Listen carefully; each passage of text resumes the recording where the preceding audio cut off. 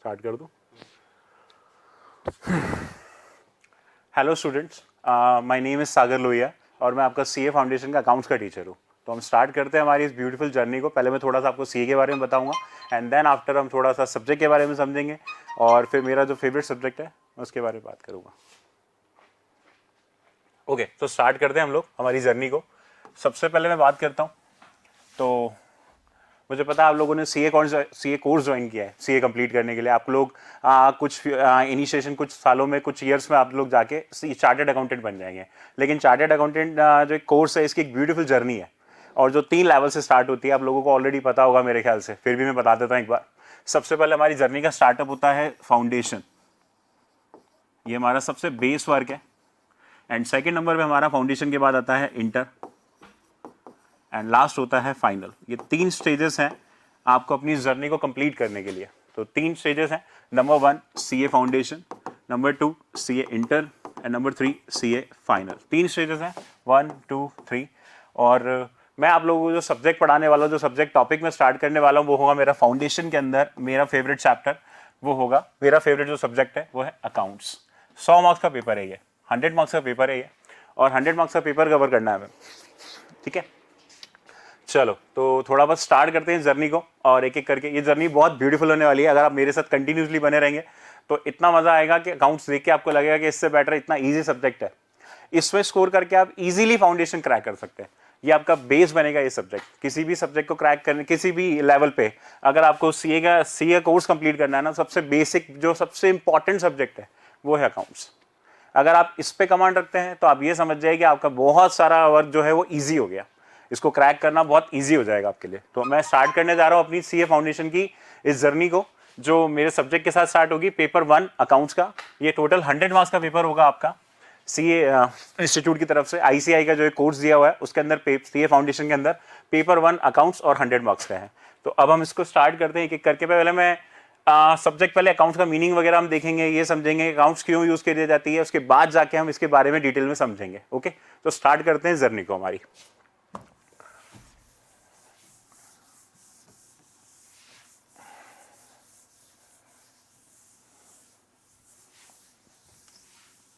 Okay, तो सबसे पहले अकाउंट्स। मैं सबसे पहले आपसे एक क्वेश्चन पूछता हूँ, सबसे पहले बताओ ये अकाउंट पढ़नी क्यों है ना? देखो, लाइफ में कोई सा भी काम करो, सबसे पहले एक चीज अपने आप से जरूर पूछो कि क्यों, why we have to do it. अगर हमें रीजन ही नहीं पता ना कि क्यों पढ़ना है तो सब बेकार है। ये सबसे बड़ा क्वेश्चन है। अगर हमें पता है कि वाई ये सब्जेक्ट क्यों पढ़ाया जाता है, इसलिए इसकी बेसिक नीड ये है। जैसे मैं एग्जांपल दूं, हम खाना क्यों खाते हैं? बेसिकली सिर्फ टेस्ट के लिए नहीं, ऐसा नहीं। हम लोग किसके लिए खाना खाते हैं? बेसिकली अपनी स्ट्रेंथ, बॉडी को चलाने के लिए, बॉडी के अंदर पावर बनी रहे, एनर्जी बनी रहे, ये काम है। एक्सरसाइज वगैरह हम क्यों करते हैं? ताकि बॉडी फिट और हेल्दी रहे, इसीलिए करते हैं। तो ऐसे ही अगर कोई सब्जेक्ट बनाया है तो इसका सबसे बेसिक नीड है कि इस सब्जेक्ट को क्यों करना है, हमें ये समझ में आना चाहिए। अगर हमें यही समझ नहीं आएगा ये सब्जेक्ट क्यों पढ़ना है तो फिर तो कोई फायदा नहीं है। अब मैं आपके सामने 3 रीजन लिखूंगा कि अकाउंट्स क्यों पढ़नी है। ठीक है, क्यों पढ़ने से भी पहले चलो स्टार्ट करते हैं एक एक करके टॉपिक को कि अकाउंट्स क्यों पढ़नी है। ठीक है, number 1, to record all the transactions, all the business transactions.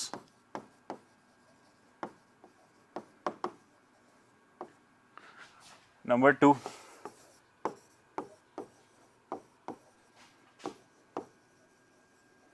to check profit or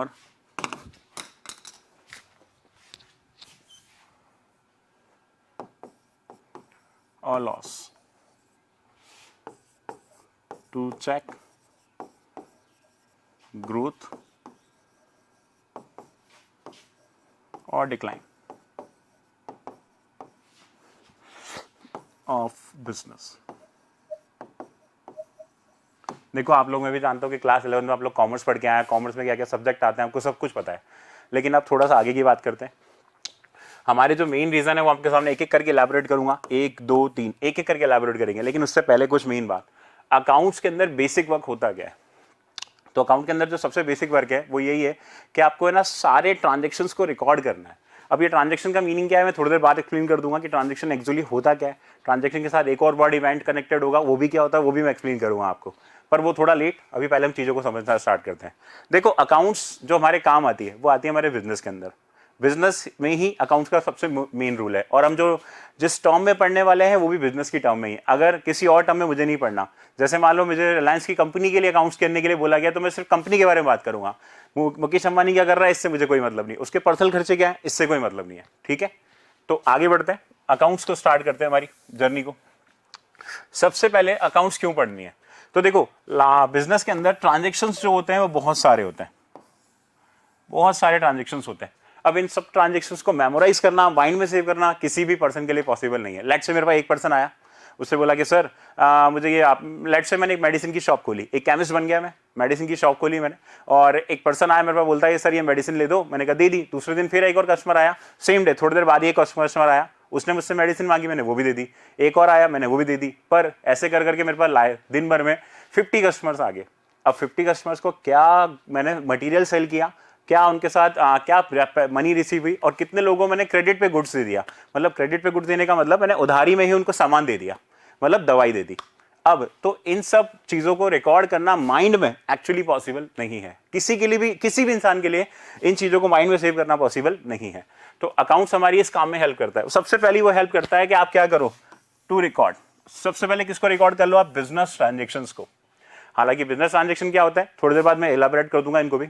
second number, जब आप ट्रांजेक्शन्स को रिकॉर्ड कर लोगे, हर पर्सन चाहता है कि यार आज से 1 साल बाद, 2 साल बाद, 3 साल बाद मैं ये तो चेक कर पाऊँ कि मेरे बिजनेस में प्रॉफिट हो रहा है या लॉस।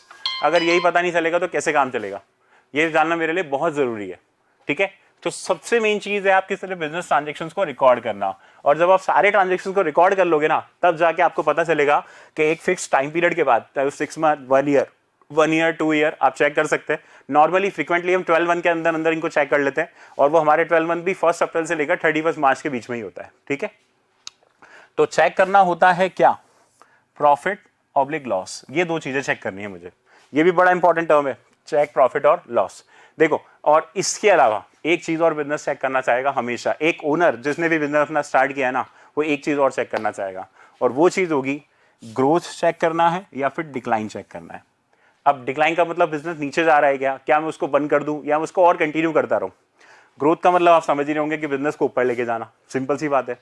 तो यहां पे ये डिसीजन लेना होता है। लेकिन अब एक चीज है, ये नहीं कि प्रॉफिट का कनेक्शन सीधा ग्रोथ से जोड़ दिया और लॉस का कनेक्शन सीधा डिक्लाइन से जोड़ दिया, ऐसा कोई कंपलसरी रूल नहीं है। मे बी पॉसिबल कि स्टार्टिंग में आपको बिजनेस में लॉस हो रहा हो, लेकिन बाद में वो जो बिजनेस है वो बाद में किस में कन्वर्ट हो जाए, ग्रोथ में, और बाद में जाके वो प्रॉफिट आना स्टार्ट हो जाए उसके अंदर। और ऐसा भी हो सकता है कि स्टार्टिंग में बहुत प्रॉफिट आ रहा हो, लेकिन बाद में बिजनेस किस स्टेज में चला गया, डिक्लाइन स्टेज में। मतलब प्रोडक्ट की क्वालिटी खराब हो गई, आपने ध्यान देना बंद कर दिया, क्वालिटी इंप्रूव नहीं करी, टाइम टू टाइम अपडेट नहीं किया प्रोडक्ट को, तो क्या होगा, अच्छे से अच्छा प्रॉफिट वाला ग्रोथ वाला बिजनेस भी किस में कन्वर्ट हो जाएगा, लॉस में, और क्या हो जाएगा, डिक्लाइन हो जाएगा। तो सबसे मेन 3 चीजें जो आपके लिए सबसे इंपॉर्टेंट है कि अकाउंट्स को क्यों पढ़ना चाहिए, तो उसमें सबसे पहला पॉइंट आता है to record all the business transaction. सारे बिजनेस से रिलेटेड ट्रांजेक्शन्स को यहाँ पे रिकॉर्ड करना। देख, एक बार फिर से बोलता हूँ, रिलायंस की कंपनी में अगर मैं अकाउंटेंट हूं तो मैं रिलायंस के सारे ट्रांजेक्शन रिकॉर्ड करूंगा, लेकिन मुकेश अंबानी के घर पे क्या हो रहा है उससे मुझे कोई मतलब नहीं है। पर्सनल ट्रांजेक्शन्स को यहाँ पे रिकॉर्ड नहीं किया जाएगा, ओके। सेकंड नंबर, प्रॉफिट और लॉस को चेक करना। एक टर्म पीरियड के बाद, एक फिक्स टर्म पीरियड के बाद, let's say 1 year, let's say 6 month, let's say 2 month, 12 month, बीच बीच में, या फिर after 2 year, 3 year, but most probably जो हम चेक करते हैं, हमारा जो अकाउंटिंग पीरियड होता है वो होता है 1 अप्रैल से 31 मार्च, जो होता है फिक्स 12 मंथ के लिए। इन 12 मंथ के अंदर अंदर हम प्रॉफिट का, जो बिजनेस के अंदर क्या चेक करते हैं, या तो प्रॉफिट होगा या लॉस होगा, और इसी के बेसिस पे हम आगे ये भी पता लगा पाते हैं कि बिजनेस के अंदर ग्रोथ हो रही है या फिर डिक्लाइन हो रहा है, ठीक है। बट ध्यान रखना कि प्रॉफिट का कनेक्शन डायरेक्ट ग्रोथ से नहीं है और लॉस का कनेक्शन डायरेक्ट डिक्लाइन से नहीं है। हो सकता है स्टार्टिंग में प्रॉफिट हो, ग्रोथ भी हो, लेकिन बाद में लॉस और डिक्लाइन आ जाए, ठीक है। लॉस होते होते डिक्लाइन होना स्टार्ट हो जाए, या ऐसा भी हो जाए कि स्टार्टिंग में लॉसेस हैं, डिक्लाइन है, लेकिन बिजनेस के अंदर पोटेंशियल ग्रोथ है, मतलब आज ग्रोथ नहीं होगी लेकिन फ्यूचर में ग्रोथ होगी। जैसे मैं आपको जोमेटो बोलूं तो जोमेटो लास्ट दिसंबर के क्वार्टर में ही प्रॉफिट में आया है। उससे पहले कंपनी जो थी जोमेटो 2021 से 2021 से लिस्टेड है, यानी सेबी स्टॉक एक्सचेंज में लिस्टेड है, लेकिन फिर भी जो इनका प्रॉफिट जो भी कन्वर्ट अभी प्रॉफिट आना स्टार्ट हुआ है वो लास्ट क्वार्टर से ही आया है। ये जो दिसंबर वाला क्वार्टर निकला, इस क्वार्टर से ही इनका ये प्रॉफिट में आना चालू हुआ है। लेकिन तो इसका मतलब स्टार्टिंग में क्या थी इनके पास, लॉस, लेकिन बिजनेस के अंदर क्या थी, फिर भी ग्रोथ। ग्रोथ थी, इसलिए वो ग्रोथ किस में कन्वर्ट हो गई, प्रॉफिट के अंदर। और आप लोगों को पता होगा कि जोमेटो ने थोड़े दिन पहले ही अभी थोड़े टाइम पहले ही ब्लिंकिट को बाय किया था, तो ब्लिंकिट का शेयर भी उसके अंदर इंक्लूड हो गया है, जिससे उसकी पोटेंशियल ग्रोथ और ज्यादा बढ़ गई है। और इवन अभी तो ये भी कहा जा रहा है कि जोमेटो का फ्यूचर बहुत ज्यादा ब्राइट है। ठीक है, तो पहले वो लॉस में था, बिल्कुल लॉस में था, लेकिन उसका बिजनेस डिक्लाइन स्टेज में नहीं था, वो किस स्टेज में था, ग्रोथ में। फिर बाद में वो किस में कन्वर्ट हो गया, लॉस से प्रॉफिट में। ठीक है, तो आगे बढ़ते हैं। मैंने आपको ये बताया कि अकाउंट्स क्यों पढ़नी है, to record all the business transaction, to check profit और लॉस, टू चेक ग्रोथ और डिक्लाइन ऑफ द बिजनेस। लेकिन प्रॉब्लम ये है कि अकाउंट्स का जो सब्जेक्ट है, ये क्यों, रीजन तो मैंने बता दिया आपको, सारे ट्रांजेक्शन को रिकॉर्ड करना, प्रॉफिट लॉस चेक करना और ग्रोथ और डिक्लाइन का पता लगाना। लेकिन अब इंपॉर्टेंट टर्म, यार आपने सब कुछ पढ़ा है, लेकिन अकाउंट्स की एबीसीडी आपको, बहुत सारे लोग मुझे पता है यहाँ पे नॉन कॉमर्स बैकग्राउंड से भी आए होंगे, कई सारे स्टूडेंट जो मेरे साथ होंगे वो नॉन कॉमर्स बैकग्राउंड से भी होंगे। ठीक है, अब ये नॉन कॉमर्स बैकग्राउंड वाले जो होते हैं ना, इन लोगों को प्रॉब्लम आती है, क्योंकि इनको टर्मिनोलॉजीज नहीं पता अकाउंट्स की। जैसे आप बचपन से साइंस पढ़ के आ रहे हो, एसएसटी पढ़ के आ रहे हो, मैथमेटिक्स पढ़ के आ रहे हो, इंग्लिश पढ़ के आ रहे हो, हिंदी पढ़ के आ रहे हो, लेकिन आपने कभी भी अकाउंट्स नहीं पढ़ी। पर एक बात बोलूं, अकाउंट्स आप बचपन के साथ जुड़े हुए हो, बचपन से अकाउंट्स आपके साथ अटैच है, ऐसा कभी नहीं हुआ कि अकाउंट्स आपके साथ दूर हो जाए।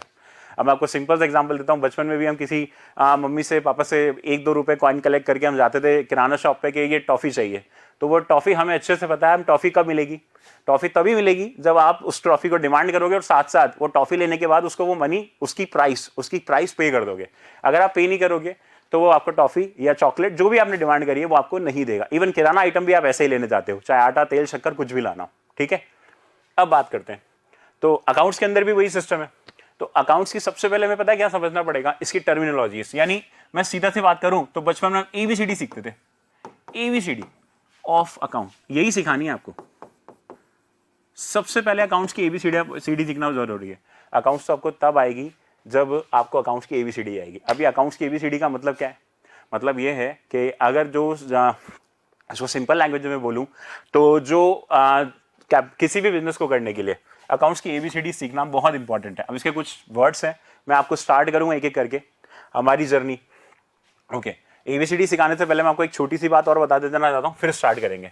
अब ये एबीसीडी का भी अपने आप में एक चैप्टर है। पहले मैं आपको एक बात और बता दूं कि ये जो चैप्टर है ना, आपकी सीए फाउंडेशन की बुक के अंदर नहीं है, और मैं इस चैप्टर का नाम लिखने जा रहा हूं, बेसिक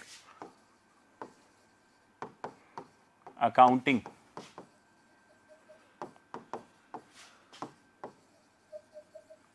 टर्म्स। ये वो चैप्टर है। हालांकि ये चैप्टर 11 क्लास में पढ़ाया जाता है, लेकिन फाउंडेशन लेवल पे ये चैप्टर मिसिंग है। मुझे नहीं पता ऐसे ने ये चैप्टर क्यों नहीं ऐड कर रखा, बट ये चैप्टर को पढ़े बिना आप आगे नहीं बढ़ सकते। आपको प्रिंसिपल समझ में नहीं आएंगे, अकाउंट्स की डेफिनेशन समझ में नहीं आएगी, अकाउंट्स की वर्किंग समझ में नहीं आएगी, चाहे जर्नल हो, चाहे लेजर हो, चाहे ट्रायल बैलेंस हो, चाहे फाइनल अकाउंट्स हो, चाहे रेक्टिफिकेशन ऑफ एरर हो, चाहे एडजस्टमेंट एंट्रीज हो, कुछ भी समझ में नहीं आएगा। अगर आपको प्रॉपर्ली सब कुछ समझना है तो आपको बेसिक अकाउंटिंग टर्म्स को समझना ही होगा। इसके बाद ही आपको इसकी डेफिनेशन, इसकी टर्मिनोलॉजीज एक एक करके वर्ड सब समझ में आने लगेंगे। इवन जनरल एंट्री के लिए भी ये टर्मिनोलॉजी सबसे इंपॉर्टेंट है, और इसी को मैं बोल रहा हूँ अकाउंट्स की क्या बोलते हैं इसको, एबीसीडी। तो बचपन में जो पढ़ाई थी वो तो अलग एबीसीडी थी, अकाउंट्स की एबीसीडी थोड़ी अलग है। ठीक है, तो चैप्टर 1, पहले मैं आपको एक बात और बता दूं, इस चैप्टर को स्टार्ट करने से पहले मैं आपको बता देता हूं, सीए फाउंडेशन के अंदर 2 मॉड्यूल है, module number 1 and module number 2। ठीक है, इस 1 के अंदर आपके 7 चैप्टर्स हैं और इसके अंदर आपके 4 चैप्टर्स हैं। तो टोटल चैप्टर्स हो गए 11, टोटल चैप्टर्स हो गए आपके 11। अब इसके अंदर जो बेसिक्स हैं वो मैं आपको सीधा सीधा बोला तो 11th एंड 12th इन्हीं क्लासेस से निकाला गया है। मेजरली क्या पूरा कोर्स यहीं से बेसिक उठा के यहाँ पे रखा गया है। इन 7 और 4 चैप्टर्स के अंदर 11 और 12 आपकी दोनों कंप्लीट हो जाएंगी, और इन्हीं के बेसिस पे आपका ये पेपर होगा। एक बात और, ये डिस्क्रिप्टिव पेपर है, तो इस चैप्टर को, इस सब्जेक्ट को बहुत कॉन्सेंट्रेशन के साथ पढ़ना।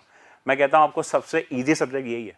अगर आपने कॉन्सेंट्रेट कर लिया ना तो इससे ईजी सब्जेक्ट इस सीए फाउंडेशन के अंदर हो ही नहीं सकता। स्कोरिंग सब्जेक्ट, ईजी सब्जेक्ट, थोड़ा सा बस पेशेंस और हार्डवर्क मांगेगा। ये 2 आइटम अगर आप इसको दे सकते हो ना तो ये आपको 100 में से 100 मार्क्स भी दिला सकता है। ठीक है, बेसिक बात है इसकी टर्मिनोलॉजी को समझना। तो मैं आपको फिर से बता देता हूं, मॉड्यूल 1 के अंदर 7 चैप्टर है, मॉड्यूल 2 के अंदर 4 चैप्टर है। डिस्क्रिप्टिव पेपर होता है, और ये लिया कहां से गया है, इसका बेस क्या है, 11th एंड 12th क्लास, ये है बेस। चलिए अब हम धीरे धीरे करके स्टार्ट करते हैं। तो मैंने आपको बताया कि इस मॉड्यूल्स के अंदर, ये जो पूरा मॉड्यूल है, हमारे 2 मॉड्यूल है, इनके अंदर एक ही चैप्टर जो मुझे लगता है कि ऐड हो जाना चाहिए था वो नहीं हुआ, वो ये वाला है, बेसिक अकाउंटिंग टर्म्स। ये चैप्टर अगर ऐड हो जाता ना तो बहुत सही था, पर चलो कोई बात नहीं। अब देखो जो कॉमर्स बैकग्राउंड से उनको तो ये आता है, कॉमर्स, जिन्होंने कॉमर्स पढ़ी है 11 क्लास में 12 क्लास में उनको तो ये आ जाएगा, वो तो समझ लेंगे। लेकिन जो बेचारे सीए फाउंडेशन में आए, जो नॉन कॉमर्स बैकग्राउंड से हैं, चाहे वो साइंस से हैं, चाहे वो आर्ट्स से हैं, चाहे वो किसी भी टॉपिक से हैं, उन लोगों के लिए इस टॉपिक को समझे बिना अकाउंट्स में आगे बढ़ना पॉसिबल ही नहीं है, क्योंकि जो वर्ड्स आएंगे ना सबसे पहले वही प्रॉब्लम हो जाएगी। ठीक है, ओके, तो स्टार्ट करते हैं जर्नी को हमारी। देखो सबसे पहले जो मैं समझता हूं आपके लिए बेसिक अकाउंटिंग टर्म्स के अंदर, वो सबसे पहला वर्ड है कैपिटल, कि कैपिटल क्या होता है।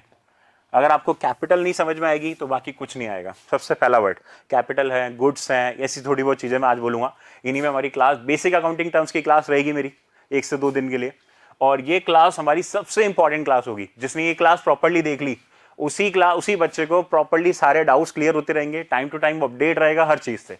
एक बात और, स्पेशली जो नॉन कॉमर्स बैकग्राउंड से हैं उन लोगों के लिए तो ये बेसिक क्लास है, इसके बिना आप आगे ही नहीं बढ़ पाओगे, ये ध्यान रखना। ठीक है, तो फर्स्ट चैप्टर को समझने के लिए, सेकंड चैप्टर को समझने के लिए, अकाउंट्स में कैसे प्रोसीड करते हैं, क्या क्या करना पड़ता है, एंट्री कैसे होती है, लेजर कैसे बनाते हैं, फाइनल अकाउंट कैसे बनाते हैं, रेक्टिफिकेशन कैसे करते हैं, एडजस्टमेंट कैसे करते हैं, ट्रायल बैलेंस कैसे बनाते हैं, नॉन प्रॉफिट ऑर्गेनाइजेशन को कैसे डील करते हैं, पार्टनरशिप के साथ डील कैसे करते हैं, सारी चीजें वो सब सीखने के लिए आपको सबसे बेसिक चैप्टर सीखना पड़ेगा। ठीक है, मैं फिर से बोलता हूं आपके मॉड्यूल में ये चैप्टर नहीं है। अब आगे बढ़ते हैं। सबसे पहला वर्ड अकाउंट्स में वो आता है बेसिक अकाउंटिंग टर्म्स के अंदर, मैं लेता हूं कैपिटल। कुछ लोग ट्रांजैक्शंस पढ़ाते हैं पर मुझसे भी पहले बात करता हूं बेसिक कैपिटल। देखो एक सिंपल सी बात है, एक मिस्टर ए है, ठीक है, और ये अपना एक बिजनेस ओपन करना चाहते हैं। ठीक है, अपना एक बिजनेस ओपन करना चाहते हैं, सीधी सी बात है। अब प्रॉब्लम ये है कि बिजनेस ओपन करने के लिए इनको एक स्पेस चाहिए होगा, शॉप चाहिए होगी, बिना शॉप के तो ये ओपन कर नहीं पाएंगे भाई, सीधी सी बात है। तो शॉप चाहिए, शॉप के साथ साथ जिस भी चीज़ का बिजनेस ओपन करेंगे वो मटेरियल भी चाहिए। लेट्स से मेरे को सिर्फ शूज़ की शॉप खोलनी है, शूज़ की या रेडीमेड क्लॉथ की या लैपटॉप कंप्यूटर की शॉप खोलनी है। आप ये मान लो कि लैपटॉप और कंप्यूटर की शॉप ओपन करनी है, ठीक है, कंप्यूटर के सारे part, printer, plotter, mouse, keyboard वगैरह सब कुछ मुझे रखना है, लेकिन इन सब के लिए मनी की नीड है कि नहीं है। सबसे बेसिक चीज़, एक तो बड़ा सा शोरूम चाहिए, या शोरूम नहीं हो तो शॉप ही हो बोली, लेकिन साथ साथ और दूसरा क्या चाहिए मुझे, शॉप के साथ साथ वो सामान जो मैं बेचने वाला हूं वो भी तो चाहिए। अब ये सब क्या फ्री में आएगा? शॉप का रेंट लगेगा नहीं लगेगा, चाहे मैं रेंट पे लेके आऊं या फिर मैं खुद की खरीद लूं। अगर मैं खुद की खरीदूंगा तो मनी लगेगी अच्छी खासी, और अगर मैं रेंट पे लाता हूं तो मेरा रेंट लगने लग जाएगा। तो अल्टीमेटली मुझे क्या करना है, मिस्टर ए को क्या चाहिए, सबसे पहले क्या चाहिए इनको, मनी। इस मनी को ये क्या करेंगे, मिस्टर ए अपने कहां पे लगाएंगे, बिजनेस के अंदर। और मैं एक बात बोल देता हूं कि मैंने लैपटॉप शॉप ओपन करी है, लैपटॉप पब्लिक कंप्यूटर शॉप, ठीक है, एंड एसेसरीज, ये ओपन करिए मैंने, ठीक है। तो अब ये ओपन करने के लिए मुझे सबसे पहले क्या चाहिए, मनी चाहिए। तो सारी की सारी मनी, जो भी मनी मिस्टर ए अपने यहां से उठाकर बिजनेस के अंदर इंट्रोड्यूस करेंगे, क्या चीज इंट्रोड्यूस करेंगे, मनी। तो मैं एक सिंपल सी लैंग्वेज में लिख देता हूं, amount invested by proprietor into own business. आप अपने बिजनेस के अंदर जो भी पैसा आप अपनी पॉकेट से लगा रहे हैं वो सब क्या होता है, कैपिटल। पहले मैं एक बात बता दूं आपको, बाकी सारे चैप्टर तो आपके बुक के अंदर हैं, मुझे कोई इशू नहीं है, वो बुक से ही पढ़ लेना आप लोग। थ्योरेटिकल पार्ट्स भी मैं उससे पूरा मार्क करा के लिखवा दूंगा, वो सब चीज़ें हो जाएंगी। लेकिन ये जो चैप्टर है ना, ये आपकी बुक में नहीं है, और इसको पढ़े बिना आप आगे बढ़ नहीं सकते, एज यूजुअल मैंने पहले भी बोला आपको, ठीक है। तो मेरी बात बहुत ध्यान से सुनना, इस टॉपिक को अगर आप मेरे साथ साथ नोट करते चलोगे तो हैंड टू हैंड नोट हो जाएगा। और साथ साथ ये चैप्टर सबसे इंपॉर्टेंट है आपके किसी भी अकाउंट्स के बेसिक को समझने के लिए, ठीक है। ये एबीसीडी है, जब तक एबीसीडी नहीं आएगी मैथमेटिक्स भी नहीं आएगी, यानी प्रैक्टिकल पार्ट भी नहीं आएगा जब तक थ्योरेटिकल पार्ट नहीं आएगा। तो मैं एक सिंपल लैंग्वेज में बोल देता हूँ, कैपिटल क्या होती है, प्रोप्राइटर। यहाँ पे प्रोप्राइटर का मीनिंग क्या होता है वो भी मैं आपको बताता हूँ, ठीक है।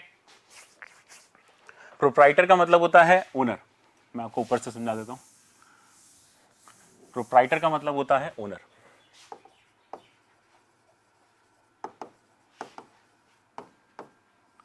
और मैं बोलूं तो सिंगल ओनर।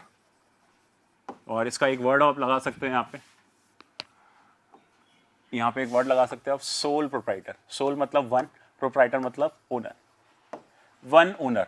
तो ऐसा बिजनेस जिसका ओनर क्या है, ओनली वन है, वो है सिंगल ओनर। ठीक है। अब जब भी कोई पर्सन एक बिजनेस स्टार्ट करना चाहता है तो सबसे पहले उसको नीड होती है मनी की, और वो मनी, जितनी भी मनी मिस्टर ए ने अपने यहां से लगाई कहां पे, बिजनेस के अंदर, और उस बिजनेस के अंदर जितनी भी मनी आपने लगाई है उस सब मनी को बिजनेस की टर्म में क्या बोला जाता है, कैपिटल। एक बात और, जितनी भी बातें मैं करने जा रहा हूं वो सब बिजनेस के एंगल से करनी है, कभी भी ओनर के एंगल से कोई बात हमें नहीं करनी। क्लियर है क्या? हमें किसके बारे में बात करने जा रहे हैं, हम क्या कॉमर्स में क्या सीखते हैं कि बिजनेस कैसे ऑपरेट किया जाता है, बिजनेस की अकाउंटिंग कैसे करी जाती है। तो यहाँ पे कभी भी ओनर की बात, ओनर के एंगल से बात नहीं की जाएगी। किसके एंगल से करी जाएगी? ऑलवेज एंगल किसका होगा? बिजनेस का। अगर बिजनेस का एंगल है तो ही बात हो पाएगी, क्योंकि ट्रांजेक्शन भी मैं वही रिकॉर्ड करूंगा जो बिजनेस के एंगल से होंगे, ओनर के एंगल से नहीं होंगे। जैसे रिलायंस वाला एग्जांपल मैंने आपको पहले भी दिया। ठीक है, चलो अब इसके आगे बढ़ाते हैं। आई थिंक मेरे ख्याल से कैपिटल आपको समझ में आ गया होगा। What is capital? सिंपल सी टर्म है, amount invested by proprietor into own business. अपने बिजनेस में जो भी पैसा आपने अपनी खुद की पॉकेट से लगाया वो यहाँ पे आ गया। ठीक है, अब ये खुद की पॉकेट से लेट से आपके पास कहाँ से आएगा? एफडी हो गई, कोई और पैसा रखा है, बैंक में पैसा रखा हुआ है, कोई और पैसा आपके सिक्योरिटी डिपॉजिट्स हैं, म्यूचुअल फंड्स हैं, शेयर मार्केट से कहीं से भी अपने पैसा निकाल के इसमें डाल दिया, वो सब यहाँ आ गया। क्लियर है? इवन आप अपने फ्रेंड से भी लिया है, ठीक है, कोई इशू नहीं है। पैसा अगर आपका है और आप यहाँ डालते हो तो कोई इशू नहीं है हमें। ठीक है, आगे, अब इसके आगे देखते हैं। सेकेंड, अब आगे फर्स्ट नंबर हो गया हमारा कैपिटल। दूसरे नंबर पे जो मेन चीज है वो है गुड्स। अगर आपको ये दो वर्ड्स क्लियर हो जाएंगे ना पहले, तो ट्रांजेक्शन्स क्या होता है, फिर उसके बाद कैपिटल क्या होता है, लाइबिलिटीज क्या होती हैं, एसेट क्या होता है। कैपिटल तो मैंने बता दी, एसेट क्या होती है, लाइबिलिटी क्या होती है, ये सब चीजें आपको धीरे धीरे आना समझना स्टार्ट हो जाएंगी। स्टॉक्स क्या होता है, इन्वेंट्री क्या होती है, बैड डेट्स क्या होता है, debtor, creditor, BR, bills receivable, bills payable, each and every item यहाँ पे आपको क्लियर हो जाएगा। सेकेंड नंबर है गुड्स। गुड्स सिंपल सा meaning, anything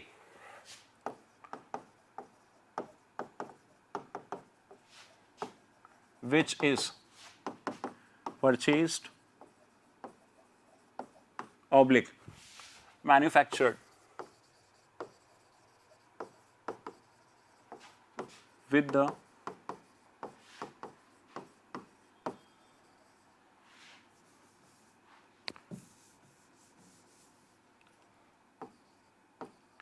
purpose of reselling, resale. यहां पे एक चीज ध्यान रखना, एनीथिंग, कोई भी चीज, ठीक है, क्या करी हमने, या तो परचेज करी है या फिर क्या कर दी है, मैन्युफैक्चर्ड करी है। मैन्युफैक्चर्ड का मतलब प्रोडक्ट बनाया है हमने, खुद ही बनाया है। ठीक है, परचेज का मतलब है खरीद के लाया और बेच दिया। जैसे मान लो कि मैंने भी बोला था मैंने लैपटॉप और कंप्यूटर की शॉप खोली, तो लैपटॉप और कंप्यूटर में एचपी कंपनी से लाया और आपको सेल कर दिया, तो वो तो हो गया परचेज वर्ड। लेकिन एचपी कंपनी से लाया तो एचपी कंपनी कहाँ फिट हो जाएगी, मैन्युफैक्चर्ड वाले पार्ट में, क्योंकि वो पहले खुद बनाएगी और उसके बाद क्या करेगी, रीसेल करेगी। याद रहे यहाँ पे मेन वर्ड एक तो परचेज और मैन्युफैक्चर्ड हो गया। Any item, anything oblique item you can say with the purpose of, यहाँ पे पर्पस ऑफ ये बड़ा वर्ड है, इसमें मेन बड़ा वर्ड है रीसेल। रीसेल होना चाहिए। ऐसा नहीं हो कि मैं ये पेन लाया और मैं खुद ही यूज करने बैठ गया, इसको मैं कभी भी गुड्स की कैटेगरी में डिफाइन नहीं करूंगा। ये कभी भी गुड्स नहीं बन सकता। गुड्स वही आइटम होता है जो आप अपने बिजनेस के अंदर रखते हो, लेकिन किस पर्पस के साथ, बेचने के पर्पस के साथ। अब वो रखने का मतलब दो तरीके से हो सकता है, या तो आप खरीद के लेके आए हो या फिर आपने क्या किया हो, उसको बनाया हो, मैन्युफैक्चर किया हो या प्रोडक्शन किया हो। किस पर्पस के साथ, रीसेल वाले पर्पस के साथ। अगर आपका पर्पस रीसेल का नहीं है तो कुछ नहीं हो पाएगा, उसको गुड्स कभी भी नहीं बोला जाएगा। ये बहुत ध्यान वाली बात है, बहुत इंपॉर्टेंट बात है। ठीक है, एग्जाम्पल मैं आपको देता हूँ। जैसे मान लो कि मैं बेकरी की शॉप पे गया, ठीक है, अब ना बेकरी की शॉप, क्रिसमस का टाइम था यार, बेकरी बहुत सजी हुई थी, बहुत बढ़िया सजी हुई थी, और केक ही केक, केक ही केक, केक ही केक पड़े हुए थे, क्योंकि क्रिसमस के टाइम पे केक का सेल बहुत हाई लेवल पे पहुंच जाता है। ठीक है, तो मैं भी गया। अब क्या हुआ, काउंटर ही उसने इतना बढ़िया सजा रखा था। मैंने कहा भैया मेरे को केक चाहिए, तो बोलता कि देखो, चलो देखो आपने, उसने मेरे को काफी सारे केक दिखाए, बहुत सारे केक पड़े थे, एक दो खूब सारे केक पड़े थे, और एक से एक ब्यूटीफुल केक। लेकिन ये जिस काउंटर में पड़े थे ना, ये भी बहुत अच्छा डेकोरेट हो रहा था। ये काउंटर भी क्या था, डेकोरेट था। ठीक है, पर मुझे पता है क्या हुआ, अब मुझे मैं कहा तो था केक खरीदने, पर मुझे काउंटर ही पसंद आ गया। मैंने बोला यार भैया एक काम करो, केक तो इतने ब्यूटीफुल आपने बनाई है, काउंटर भी इतना मस्त सजा रखा है यार, काउंटर ही सेल कर दो मेरे को। तो पता है वो क्या बोलेगा, भैया बाहर का रास्ता उधर है, उधर चले जाइए, काउंटर बेचने के लिए हमारे पास नहीं रखा है। हम क्या बेचने के लिए बैठे हैं, केक्स। क्या बेचने के लिए बैठा है वो, केक। अब आप मुझे बताओ कि इन दोनों में से गुड्स क्या है, काउंटर या केक? आई थिंक मेरे हिसाब से आपका आंसर आ गया होगा अब तक तो, कि केक ही आपके लिए क्या बनेगा, गुड्स। एक और एग्जांपल ले लेते हैं यार। मैं फर्नीचर की शॉप पे गया, ठीक है, मुझे खरीदनी थी एक चेयर, ठीक है, चेयर खरीदने गया मैं, एक नहीं थी, मुझे 10 चेयर चाहिए थी, तो 10 चेयर खरीदने गया, ठीक है। पर है ना, मुझे एक चेयर ऐसी पसंद आई जिसपे वो ओनर खुद ही बैठा हुआ था, मुझे वही चेयर पसंद आ गई। मैंने कहा भैया यार एक काम करो यार, ये चेयर दे दो आपकी। वो बोलता भैया यार ये चेयर तो किसी भी केस में आपको नहीं देने वाला। शॉपकीपर जो फर्नीचर का ओनर था ना, वो बोला मुझे, फर्नीचर शॉप का ओनर, कि भैया ये चेयर तो मैं आपको नहीं दे पाऊंगा, हाँ इसी चीज का सिमिलर प्रोडक्ट, सिमिलर आइटम मैं आपको दूसरी पीस में दे सकता हूँ, तो वो दे देगा। यानी जो चेयर उसने खुद ने यूज करने के लिए रख ली, रीसेल पर्पस के लिए नहीं रखी, वो क्या रहेगी, गुड्स नहीं हो पाएगी। और बाकी सारा आइटम फर्नीचर शॉप में जितना भी बड़ा है वो किस में कैटेगरी में फिट हो जाएगा, गुड्स। तो एक एग्जांपल मैंने दिया आपको, जैसे बेकरी का शॉप है, उसके अंदर cake, biscuit, pastry, patties, jam roll, ये सब चीजें। सेकंड नंबर में मैंने फर्नीचर शॉप ले ली, सारे टाइप के फर्नीचर आप यहाँ काउंट कर दो, सारे टाइप के फर्नीचर यहाँ काउंट कर दो आप, बिना किसी इशू के, ठीक है। लेकिन बस ये याद रखना, जो उसने पर्सनल यूज के लिए ले रखा है वो फर्नीचर गुड्स के अंदर काउंट नहीं हो पाएगा। ऐसे में गया एक क्लॉक की शॉप पे, वॉल क्लॉक लगी हुई है, रिस्ट वॉच रखी हुई है, बहुत सारी घड़ियां रखी हुई है, ठीक है। अब मैं सब तरफ देखा, मुझे सारी घड़ियां पसंद आ गई। एक घड़ी, मुझे सारी घड़ियां पसंद तो मुझे सारी आ रही थी, पर मुझे एक घड़ी पे अटक गई मेरी निगाह, मेरी नजर एक घड़ी पे जाके अटक गई, यार वो घड़ी चाहिए मुझे। ओनर बोलता है यार भैया और कोई घड़ी पसंद कर लो, ये वाली घड़ी तो मैं खुद ही टाइम देखता हूँ इससे। तो मैंने बोला यार वही दे दो। तो फिर शॉपकीपर मुझे बोलता है कि ऐसा नहीं हो सकता, क्योंकि एक तो ये घड़ी पुरानी है और इसको मैं खुद यूज करता हूँ, तो ये चीज गुड्स के अंदर नहीं है। हाँ सेम पीस सेम कंपनी का मैं आपको दे दूंगा दूसरा, वो सब आइटम क्या है, गुड्स। लेकिन जिस घड़ी के अंदर वो खुद टाइम देखता था वो काउंट नहीं हो पाएगी। तो सिंपल सी बात है, मेन पर्पस क्या होना चाहिए आपका, रीसेल। आइटम कुछ भी हो उससे कोई फर्क नहीं पड़ता, ठीक है। आइटम कुछ भी हो, किस टॉपिक के लिए होना चाहिए, वो रीसेल पर्पस के लिए, या तो आपने खुद खरीदा हो या फिर क्या किया हो, मैन्युफैक्चर्ड, सिंपल, ठीक है। अब इसको रफ करते हैं, आगे बढ़ते हैं, क्योंकि ये सब चीजें आपको तभी समझ में आएंगी जब आपको बेसिक टर्मिनोलॉजी समझ में आने लगेंगी। आई होप सो आपको बिल्कुल क्लियर हो रहा होगा और मजा भी आने लग गया होगा अब तक। तो गुड्स हो गया, कैपिटल हो गया, इसके बाद ट्रांजेक्शन पे चलते हैं। जैसा मैंने आपको पहले ही कहा था, अकाउंट्स जब मैंने पूछा था वाई क्यों पढ़ाना है, तो तीन पॉइंट के अंदर सबसे पहला टॉपिक यही था, to record all the transactions. अब ट्रांजेक्शन का सीधा सीधा मीनिंग बोलता हूं मैं, परफॉर्मेंस ऑफ एन एक्ट।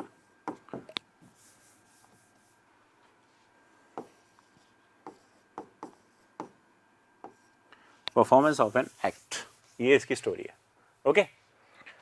किसी भी एक्ट को या एक्टिविटी को परफॉर्म करना क्या है, ट्रांजेक्शन। एक बात और, ये जो ट्रांजेक्शन होंगे ये मॉनिटरी होंगे।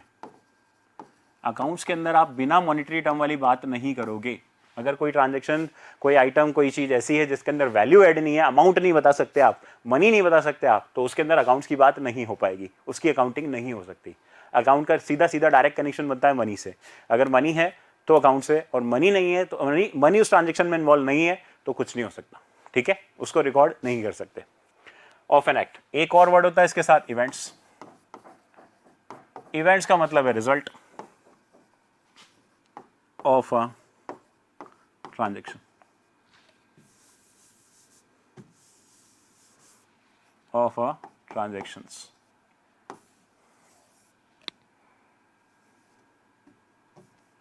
ओके, रिजल्ट ऑफ ट्रांजेक्शंस, ठीक है।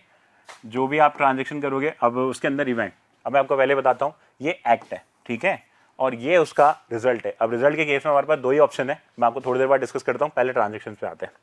देखो ट्रांजेक्शन कैसे होता है, ये मिस्टर एक्स है और ये मिस्टर वाई है, ठीक है। ये मिस्टर एक्स, सिंपल सी बात करते हैं, ये है केमिस्ट, यानी मेडिसिन की शॉप चलाते हैं ये, ठीक है। अब क्या हुआ, मिस्टर वाई जो है ये है हमारे कस्टमर।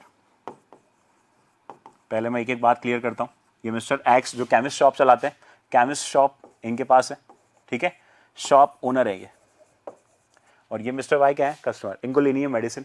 ये मिस्टर वाई कहाँ गए, इनके पास आए और बोला कि मुझे क्या चाहिए, इनके पास आए, और मैं आपको बताता हूँ दोबारा से रीस्टार्ट करके थोड़ा सा, ओके, मिस्टर वाई आए, मिस्टर एक्स के पास, बोले कि मुझे ये प्रिस्क्रिप्शन ले लो और मुझे ये वाली मेडिसिन आप निकाल के दे दो।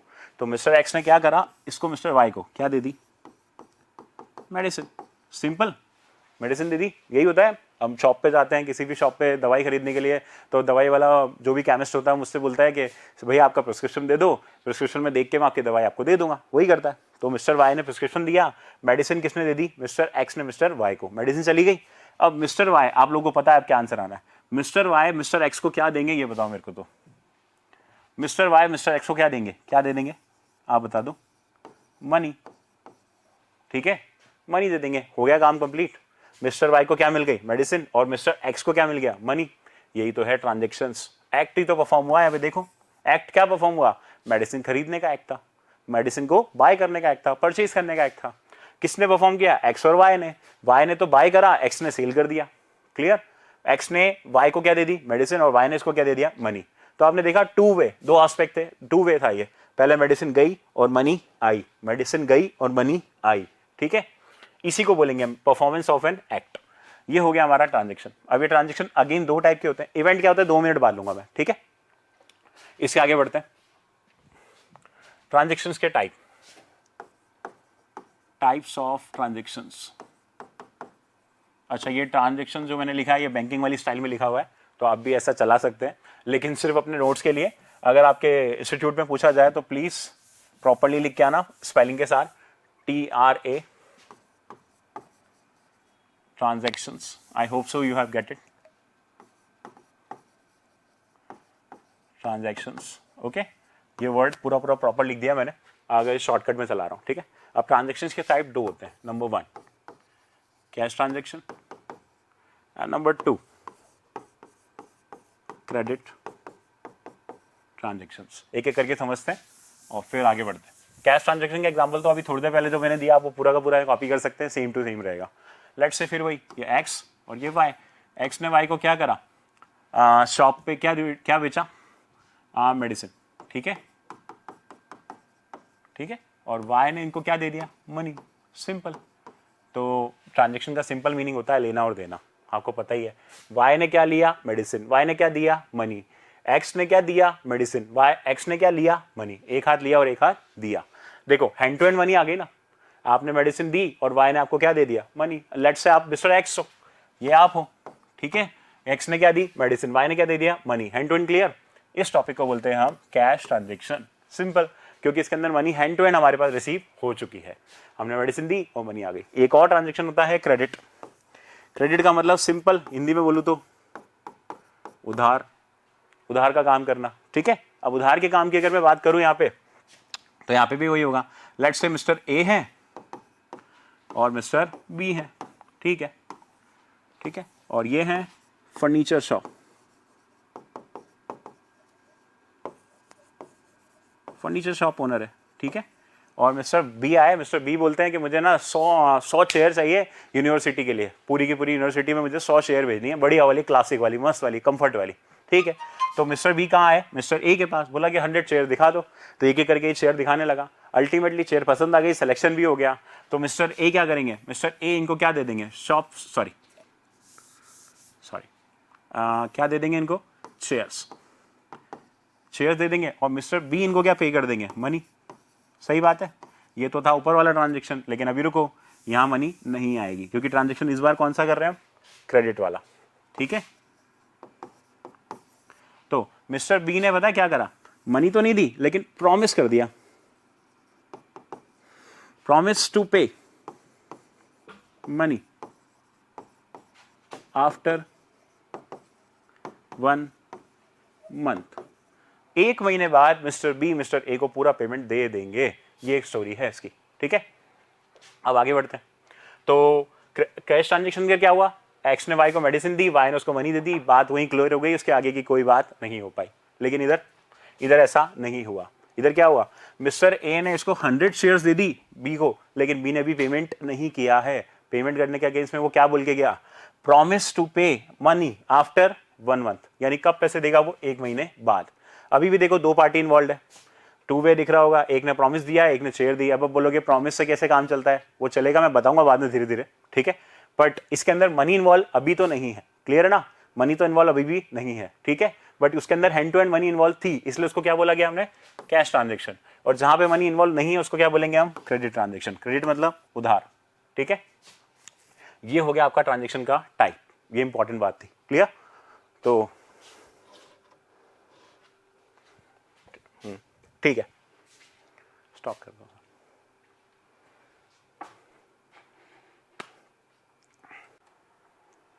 ओके, सो कंटिन्यू करते हैं इस बात को। टाइप्स ऑफ ट्रांजेक्शन्स के अंदर में आया सबसे पहले cash transaction, then credit transaction. Cash transaction means mister X ने मिस्टर वाई को मेडिसिन सेल करी, वाई ने मनी दे दी, that's all, money hand to hand मिल गई, मतलब कैश ट्रांजेक्शन हुआ। क्रेडिट ट्रांजेक्शन पे आते हैं, मिस्टर ए ने बी को 100 शेयर सेल कर दिए, मिस्टर बी ने क्या कर दिया, प्रॉमिस आफ्टर टू पे मनी आफ्टर 1 मंथ, 1 महीने बाद मैं आपको पैसा दे दूंगा, सिंपल। तो ये ट्रांजेक्शन किस कैटेगरी में आ गया आपका, क्रेडिट ट्रांजेक्शन। चलो अब इवेंट पे चलते हैं। ट्रांजेक्शन्स का जो रिजल्ट निकलता है ना वो होता है इवेंट। ओके, अब इसको रफ करता हूं मैं, आगे बढ़ाते हैं, फिर मैं आपको बताता हूं क्या है। 2 वर्ड लिखे थे मैंने वहां पे, ट्रांजेक्शन्स एंड इवेंट्स।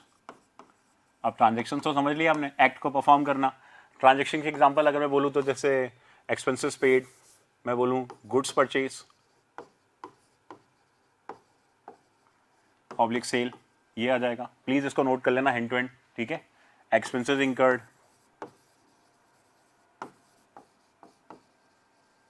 जो भी आपने खर्चा किया वो सब यहां पे आ जाएंगे।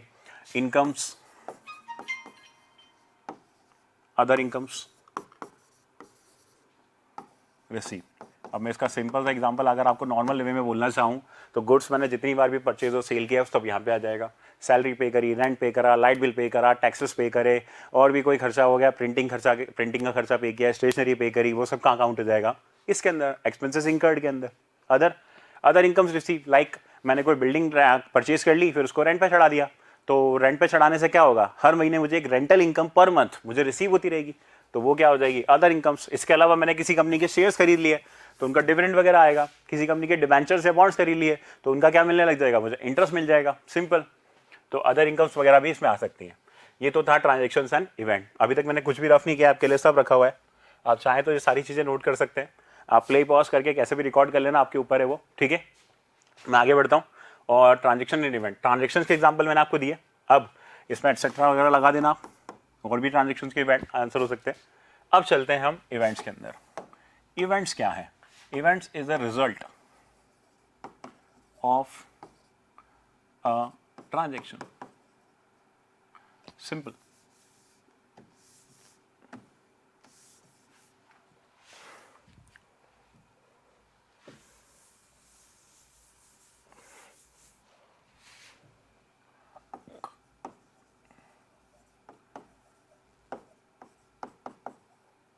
इसके अंदर जो हमारे आईसीआई मॉडल के अकॉर्डिंग मैं आपको सीधी सीधी बात करूँ ना, तो सिर्फ 2 ट्रांजेक्शन के रिजल्ट के बारे में बात करनी है और कुछ भी बात नहीं करनी, ठीक है। पहला टॉपिक है प्रॉफिट ऑब्लिक लॉस, और दूसरा है क्लोजिंग स्टॉक। खत्म, इसके अलावा और कोई बात नहीं करनी आपको, दैट्स ऑल, इतनी ही बात करनी है।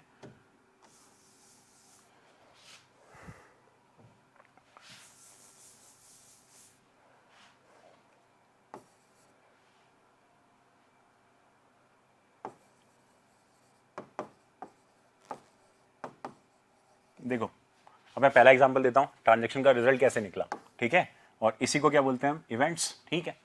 रिजल्ट कैसे निकला, लेट्स से मैंने एक फ़ोन खरीदा और 10,000 रुपीज़ में मैंने एक फ़ोन खरीदा, ठीक है। अब क्या हुआ, वो फ़ोन क्या हुआ, मार्केट में वो इकलौता ही फ़ोन था जो मेरे को लास्ट, यूँ मान लो कि मेरे पास ही पड़ा है, अभी हाल फिलहाल कंपनी में मैन्युफैक्चर नहीं कर रही है, मार्केट में भी नहीं है, पर वही फ़ोन मेरे फ्रेंड को पसंद भी आ गया। वो बोलता है यार मुझे तो तेरा फ़ोन चाहिए, चाहे कुछ भी कर ले तू। मैंने कहा मैं नहीं दूंगा, तो बोलता कि नहीं फ्रेंड तो देना ही, आप तो जानते हो यार फ्रेंड्स कैसे होते हैं, कि अगर पीछे पड़ गया तो पड़ ही गया, वो मान के लेके रहेगा वो, ठीक है। प्रॉब्लम ये हो गई कि मेरे को वही फ़ोन था, मेरे को भी वही पसंद आ रहा, उसको भी पसंद आ रहा। वो मुझे बोलता है 10,000 में लाया ना, 2,000 रुपये मुझसे ऊपर ले ले, 12,000 ले ले, पर मुझे ये दे दे। मैंने कहा ठीक है यार, एक काम कर 12,000 में तो ले जा। मैंने उसको 12,000 में सेल कर दिया। तो क्या हुआ, पहले मैंने उसको मोबाइल को परचेज किया और बाद में क्या कर दिया, सेल कर दिया। अब सेल करने पे मुझे तो 2,000 रुपये का प्रॉफिट हो गया। वो प्रॉफिट क्या निकला, रिजल्ट की फॉर्म में निकला कि आपने जो ट्रांजेक्शन करा उसका रिजल्ट क्या निकला, प्रॉफिट हुआ आपको कितने रुपए का, 2,000 रुपए का। सेम आप बिजनेस में भी कर सकते हो। आपकी मोबाइल की शॉप है, आप 10,000 रुपीज़ का फोन बाय करके लेके आए और 12,000 रुपीज़ में अपने कस्टमर को सेल कर दिया। सिंपल, बिल्कुल सिंपल टर्मिनोलॉजी। तो आपको क्या हुआ, प्रॉफिट हो गया। कभी कभी लॉस भी हो सकती है, ऐसा भी हो सकता है कि आपको लॉसेस हो जाए। लॉसेस हो जाए तो कोई इश्यू नहीं है, लॉसेस भी इस कैटेगरी में काउंट हो जाएंगी। क्लियर?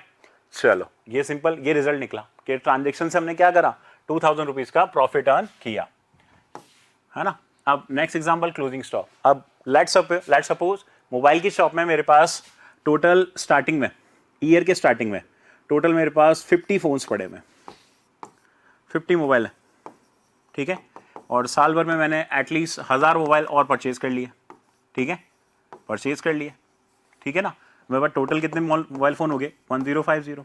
इसमें से पता है मैंने क्या करा, 1050 मोबाइल फ़ोन्स में से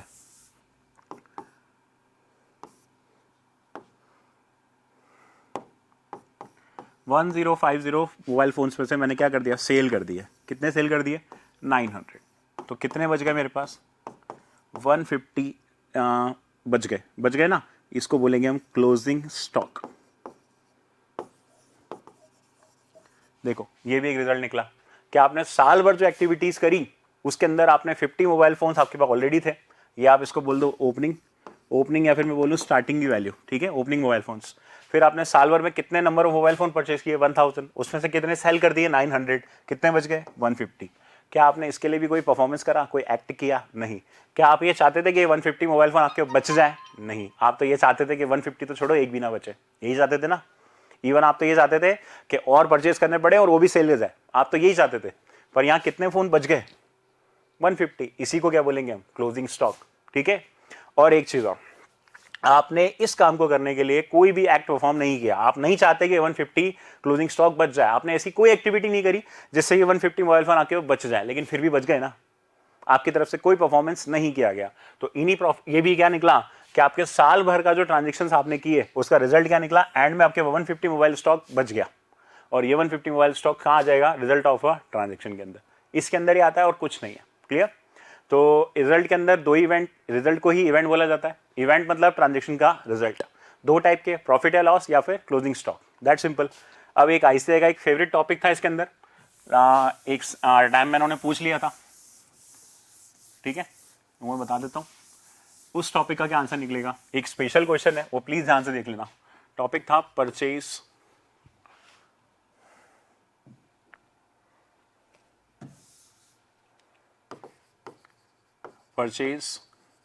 oblique sale of fixed assets, ठीक है। इसके लिए पूछ लिया था भाई, ये ट्रांजेक्शन है और इवेंट है, ये क्वेश्चन पूछा था आपसे, ठीक है। अब मैं आपको पहले बता देता हूं, यहां जो प्रॉफिट एंड लॉस की बात थी ना, वो थी ऑफ गुड्स, किसी और चीज की बात नहीं थी, ये बात ध्यान रखना, ठीक है। यहां पर प्रॉफिट और लॉस की बात में क्या बोला था मैंने, गुड्स के लिए। क्लोजिंग स्टॉक भी किससे बचता है, गुड्स से ही बचता है, और तो कहीं से बचेगा नहीं। ये भी किससे बचेगा, ऑफ गुड्स। लेकिन यहां क्वेश्चन थोड़ा अटपटा था, purchase oblique sale of fix asset, ये पूछ लिया इन्होंने यार, ये थोड़ा कॉम्प्लिकेटेड कर दिया। फिक्स असेट पूछ ली, ठीक है। अब सोच के बताना यार, ये इवेंट है या ट्रांजेक्शन है, ठीक है। ये आपके लिए 1 मिनट का क्वेश्चन, आप लोग प्लीज सोच के बताएं। चलो मैं आंसर दे देता हूं, आप लोग पॉज करके सोच लीजिएगा, पॉज करने के बाद आंसर देना। इसका आंसर निकलता है ट्रांजेक्शन एंड इवेंट। आप सीधा सीधा बोलेंगे बोथ, ये दोनों है। ये ऐसा नहीं है कि वन है, ये दोनों के दोनों है, ठीक है। ये दोनों के दोनों है और कुछ नहीं है। आगे बढ़ता हूं मैं। ऐसा क्यों हुआ, क्योंकि सिंपल सी कहानी, यहाँ ट्रांजेक्शन तो है ये, क्योंकि आपने एसेट और एसेट को सेल किया हो या परचेज किया हो, तो एक्ट तो परफॉर्म हुआ ही हुआ, ट्रांजेक्शन हुआ। लेकिन नॉर्मली जो फिक्स एसेट होती है ना, उसको हम ला के हैंड टू हैंड बेचने नहीं जाते, हम उसको क्या करते हैं, यूज कर लेते हैं। तो वो हमारे पास बचती है कि नहीं बचती, पड़ी रहती कि नहीं रहती। इसलिए वो किस कैटेगरी में, उसका रिजल्ट क्या निकल गया है कि ले तो आया मैं, पर अब यहीं रखी है, उसको मैं क्या करे जा रहा हूँ, बस यूज करे जा रहा हूँ, ठीक है। तो अल्टीमेटली वो किस कैटेगरी में फिट हो जाती है, इवेंट वाली कैटेगरी में, ना प्रॉफिट और लॉस ना क्लोजिंग स्टॉक वाली पार्ट में, ठीक है। तो दोनों ही कैटेगरी में फिट होती है, इसलिए इसको यहाँ पे ऐड किया जा रहा है। आगे बढ़ते हैं। ये आईसीआई का स्पेशल क्वेश्चन था, प्लीज इसको स्टार मार्क करके, हैशटैग मार्क करके, आपको जो मार्क करना है इसके साथ हैशटैग लगाना है, इंस्टाग्राम लगाना है, जो लगाना है लगा लेना, आपकी इच्छा। बाकी ये हो गया कंप्लीट, ठीक है। तो इसके आगे बढ़ता हूँ मैं, इसके आगे की स्लाइड पे। तो मैंने आपको 3 चीजें पढ़ा दी, number 1 capital, number 2 goods, number 3 transactions. Number 1 capital के अंदर क्या बोला मैंने, amount invested by owner into the business, that's called capital. Clear? Next, इसके बाद मैंने क्या पढ़ा, goods, anything which is purchase oblique manufactured with the purpose of resale. अगर आपने किसी भी आइटम को बनाया या फिर खरीदा है, किस पर्पज से, रीसेल करने के पर्पज से, तो वो क्या हो जाएगा, गुड्स। क्लियर? लैपटॉप शॉप में रखा हुआ प्रिंटर जो मैं प्रिंटिंग के लिए यूज करता हूं, बताओ वो गुड्स है या फिर एसेट है? गुड्स है या नहीं है, बस इतना सा बता दो। एसेट को छोड़ो, आप पहले बताओ गुड्स है या नहीं है। तो आंसर इज नो, क्योंकि आप खुद ही प्रिंटिंग में यूज करते हो उसे। लेकिन अगर कोई प्रिंटर मैंने उसको लैपटॉप शॉप में बेचने के लिए रखा है, तो वो किस कैटेगरी में फिट हो जाएगा, गुड्स। सिंपल सी कैटेगरी। आगे बढ़ते हैं। तो गुड्स के बाद फिर मैंने ट्रांजेक्शन की बात करी, कैश और क्रेडिट। पॉज करूं? Okay, thank you so much. आज के लिए अभी इस क्लास को यहीं पे रोकते हैं, ठीक है? यहां तक मैंने ले लिया, तो प्लीज इसको पढ़ के आइएगा, आगे की क्लास में हम आगे बात करेंगे धीरे धीरे। ओके।